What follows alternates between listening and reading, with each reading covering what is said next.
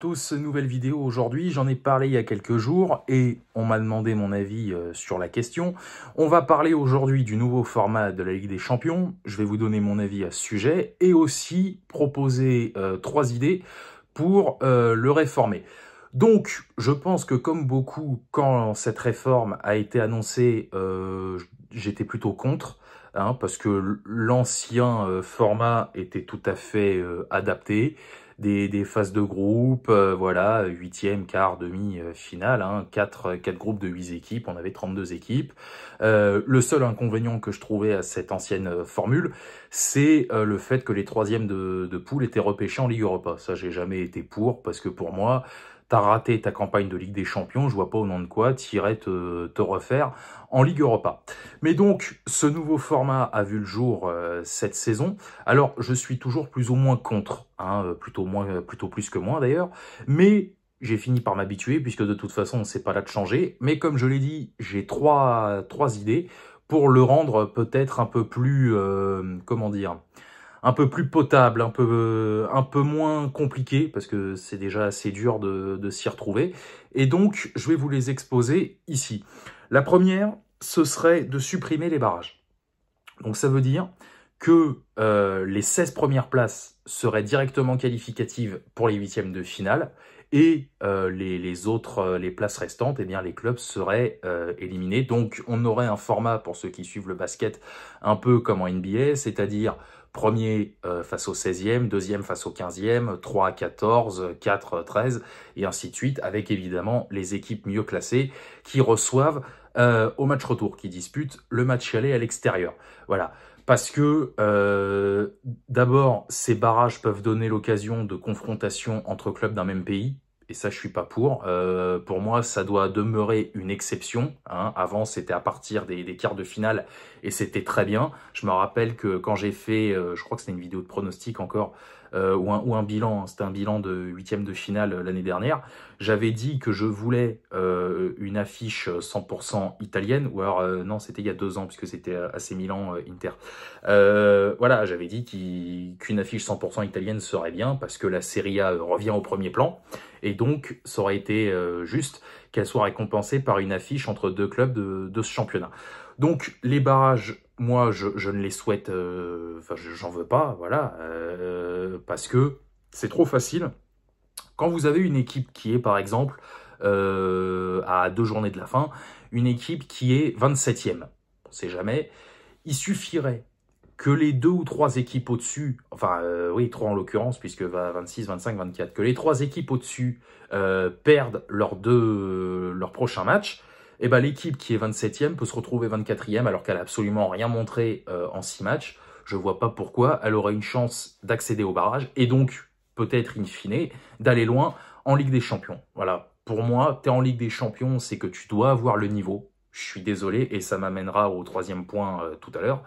Tu es en Ligue des Champions, tu dois prouver que tu as le niveau de la disputer déjà, et in fine, pour certains, de la gagner. Donc c'est pour ça que pour moi, les places qualificatives 1 à 16 sont une meilleure solution. Voilà, parce que de toute façon, 16 équipes, c'est ce qui restait avant. Voilà, donc ce format-là, et puis après, il y aura éventuellement un tirage pour les quarts de finale, on ne sait pas, ou peut-être même tout simplement, pareil, un tirage pour les huitièmes de finale, parce que c'est vrai que ce format, genre, je sais pas, vous avez Barcelone qui est premier de la phase de ligue, et vous avez, j'en sais rien, le Celtic, par exemple, le Celtic Glasgow, qui est 16e, bon, bah, Barça-Celtic, il n'y a pas trop de suspense, voilà, donc place une à 16 qualificative, je reviens sur mon idée, et un tirage ensuite pour les huitièmes de finale. La deuxième solution, ce serait qu'un club, quelle que soit l'association, le pays de son championnat, ne puisse pas affronter 2 clubs d'un même pays. On a eu des exemples cette année, notamment pour les clubs français, puisque le PSG a affronté 2 clubs anglais et 2 clubs allemands. Et je crois que Lille aussi, ils avaient affronté le Real et l'Atlético, mais aussi Bologne et la Juventus. Une fois, pourquoi pas? Bon voilà, il y a par exemple voilà PSG, Arsenal, voilà.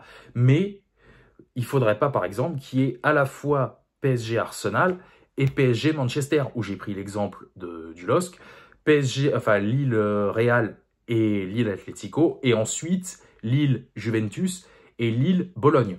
Voilà, une fois, c'est amplement suffisant. Hein. Je vois pas, comment dire, je vois pas pourquoi il y aurait un club qui affronterait deux fois deux clubs d'un même pays. Voilà, parce qu'en plus, c'est des, comment dire, ça peut être des points en moins ou des points en plus.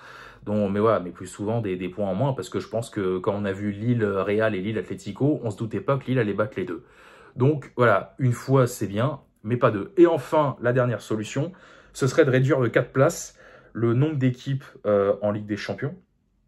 Parce que donc, comme j'ai dit, il y en a toujours eu 32. Je vois pas au nom de quoi, aujourd'hui, avec ce nouveau format, il y en aurait 36. En plus, sans leur faire offense. Alors, j'ai plus les 4 derniers là, cette saison, mais il devait y avoir le Slavia Prague, les Young Boys, Bratislava et un autre club. Je veux pas faire offense à ces équipes-là, mais bah voilà quoi, elles ont pas grand-chose à faire en Ligue des Champions. Donc bon, voilà, mais 32 places, c'est très bien.